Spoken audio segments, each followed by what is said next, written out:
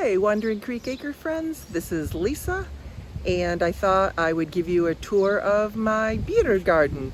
I just this morning completed the mulching, and all of my dahlias are planted and they have sprouted, at least the majority of them. I planted 152 tubers in this garden, and there's about 10 of them that have not sprouted yet.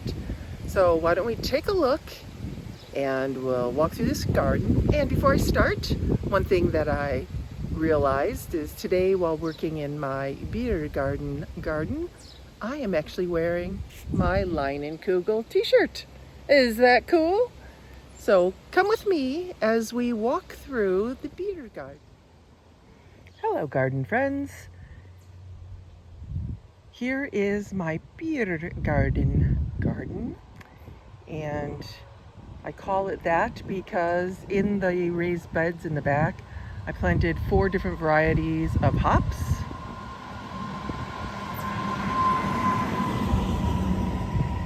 Okay. So I planted 4 different varieties of hops for my husband's beer garden activities. This year I expanded my dahlia area by 10 feet, so now there's 4 rows that are each 20 feet long. Planted 152 tubers in this garden, and so far all but about 10 have sprouted. So I'm hoping those last 10 will sprout. I do have a map of this garden so I can take a look at which ones haven't, and if I still have any more of those tubers, I can replant them. I think the only thing was 2 of them I had bought from Petals in Bloom, and another 2 that hadn't sprouted yet I bought from the Badger State Dahlia Society. So, you know, if they don't, they don't. No biggie. But we'll see. Hopefully they will. Also, one of the things I added to this garden was I added the mulched areas. So on either side I planted annuals that I actually grew from seed, or with respect to the gladioles, I had overwintered from last year. So let's take a look at this area along the front. So here you can see that I have gladioles. I have a row of snapdragons that I grew from seed. Then in front of that is zinnias. And then right in the very front I have argyratum and straw flowers. So it goes down the complete 20 feet of this garden. The other thing I added was recently I took some of my Proven Winners pots after I had planted the plants, and I have many pots around my farm, but and I cut off their bottom and I hung them up to keep the deer out, and that has worked because the deer have been walking through my garden for the last couple of weeks or so, and they have not been pleased about that. So here you go. That's one row. As you can see, the dahlias are growing nicely. Look at it from here. At the front of each row, I have straw flowers, and right in the center, I am really trying to grow some black sesame. I cannot zoom in for some reason. Oh well. So I'm trying to grow some black sesame plants. I think that's actually one there. Most of the ones I planted on the ends died, so I had to replant, and also in some places I added a pepper. So maybe one of those will grow. So as you can see, they're looking pretty good, all my dahlias there. Soon I'll need to pinch them. There's the first row was, I call row 4. This is row 3. Looking pretty good, only a few missing. This is row 2.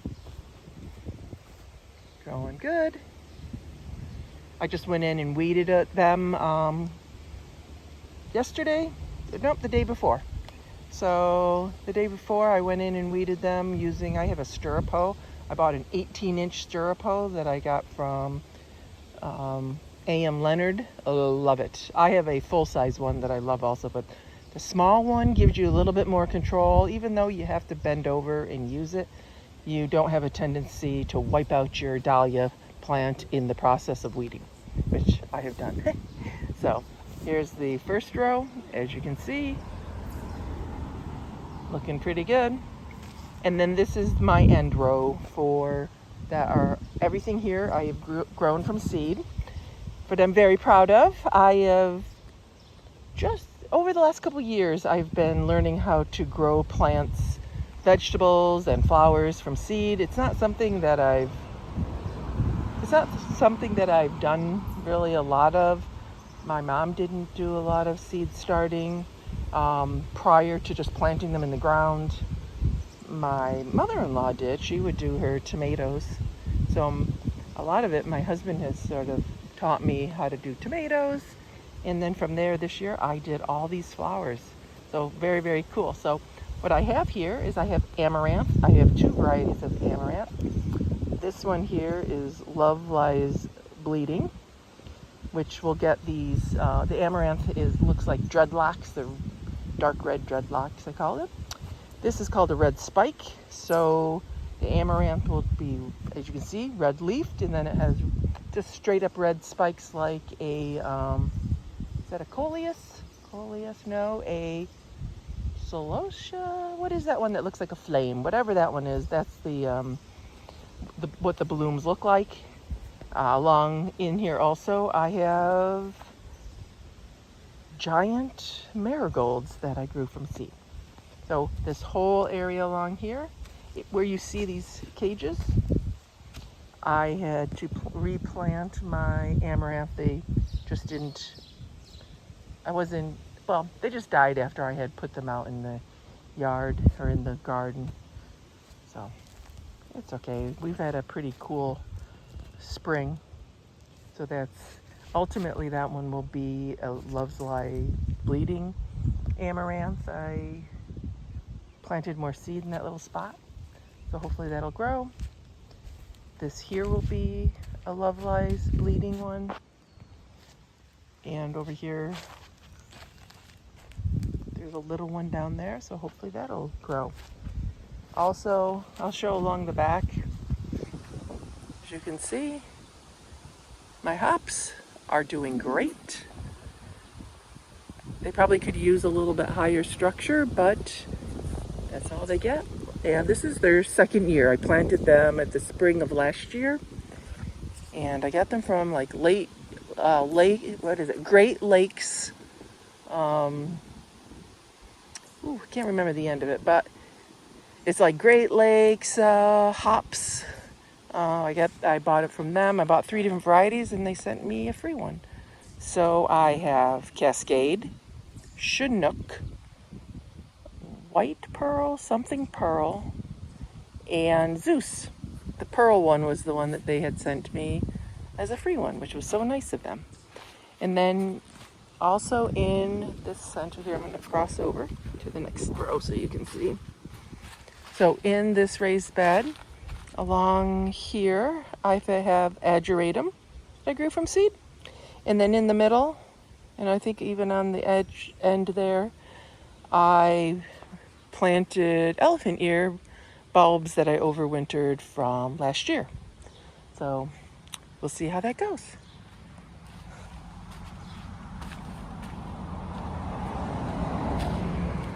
Our road is a little busy today. So that is my dahlia garden. Looks a little dry because I roughed up the earth 2 days ago. We're due for rain coming up later this week, and I think it's supposed to rain for a couple days, and it's supposed to be hot. So I got to take a look at how much rain we're supposed to get, so I can decide if I need to run my sprinklers. I do have plans to do drip irrigation here. I just have not laid it out yet. Something I will be doing